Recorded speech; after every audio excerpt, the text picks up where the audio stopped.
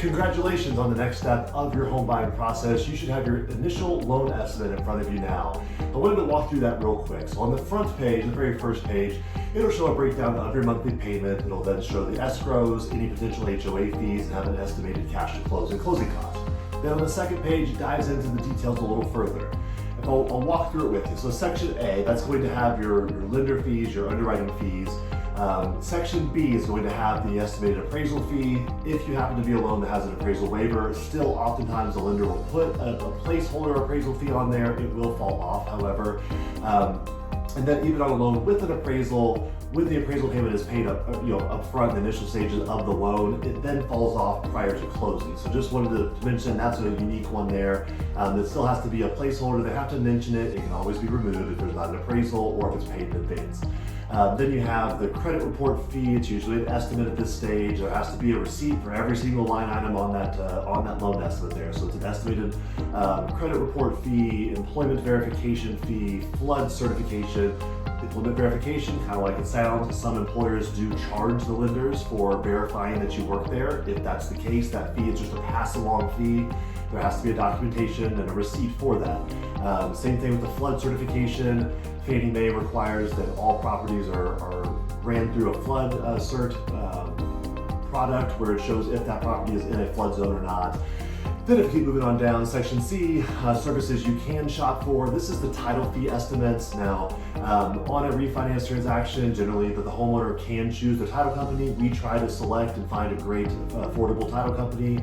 On the purchase transaction, it's usually just a placeholder at this stage. The realtors, the agents involved, they select the actual title company. So it's just a placeholder. Those fees will change to what the actual title fees numbers are, but it is a realistic placeholder based on the property address and the loan amount. Then you have section D, that tallies up the full left column there.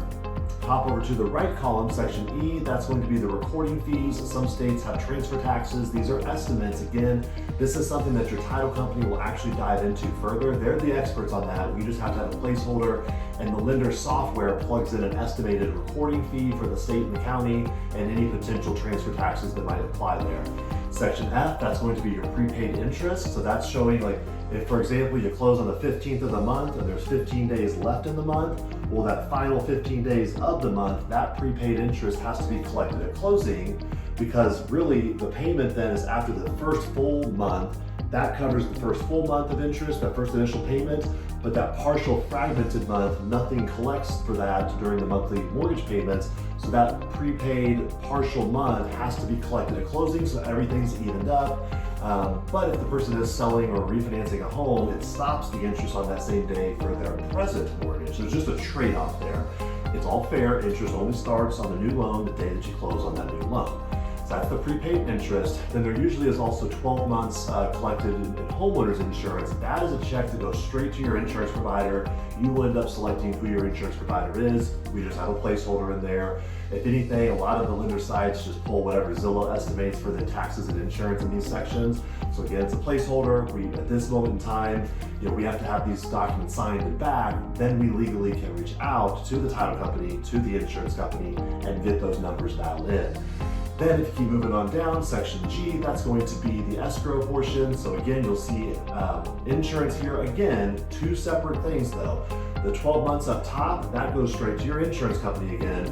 The bottom portion, which is usually a handful of months, that goes to the escrow account. This builds like a cushion or a little slush fund, reserves to where, let's say you close on your house right now, and in a year or two, taxes and insurance go up, which unfortunately, with inflation, that's just kind of how everything happens in the world.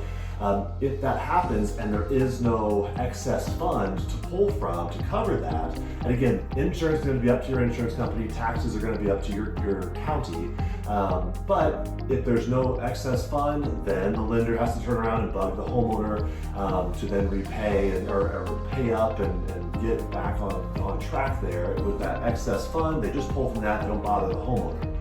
The beautiful thing is that's still your money, it's still accounted for. If you sell the house, if you refinance, that comes right back to you. So they just want it on reserve with your name on it to just account for potential future increases in taxes and insurance. So that's section G. Section GH, I guess, would be the next one. That's going to be any potential owner's title insurance. These are optional. The title company does go over this with you. Section I tallies up the full right column, and Section J totals up that whole second page for you, and there you've got your closing costs.